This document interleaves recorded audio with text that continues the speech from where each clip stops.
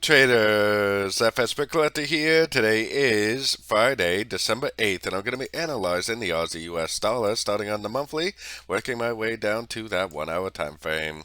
So on the Aussie dollar monthly, I still think this is an ABC of wave Y, which would fit in perfectly with this WXY pattern.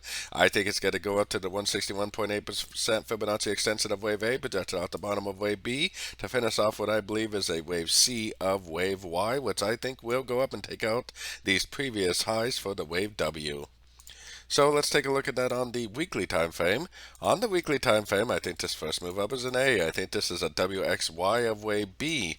I think this is now in like a 1, 2, 3, 4, 5 of wave C, which, like I was explaining on the monthly, should be a wave C of wave Y. So let's keep going down to that daily time frame. Now we do have non-farm payroll coming out today, which is definitely a big event for the dollar. To me, it still looks like we're in an uptrend. I still think this is all part of a big wave 3, and I think it's eventually going to make a 1, 2, 3, 4, 5, and this is actually just a 1, 2, 3, 4, 5 of 1. I think this is a wave 1 still of that big wave C of wave Y, like I was explaining on the longer time frames. So taking it down to the 4 hour time frame. 4 hour time frame, the Aussie has actually already been going up, and we do have a big news event coming out today. Usually when price is up like this, I would say that the news is going to cause it to go down.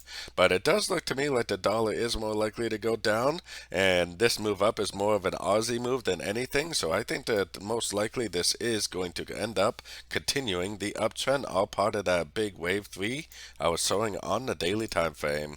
So going down to the 1 hour time frame, we really only have a couple hours until the news comes out. I would actually like to see this go down a little bit more, or possibly at the news is what's going to happen is that this news is very famous for spike reversals. So sometimes what you see, the first move as the news comes out is actually not the real move. It's like a fake out or a stop hunt, and then hopefully what happens is it just ends up continuing the uptrend like that.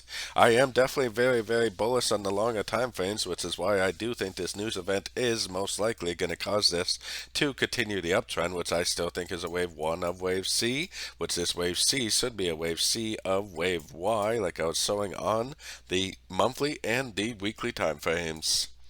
So don't forget to join my free Discord channel. The link for that is on the screen and in the description. Thanks and happy trading.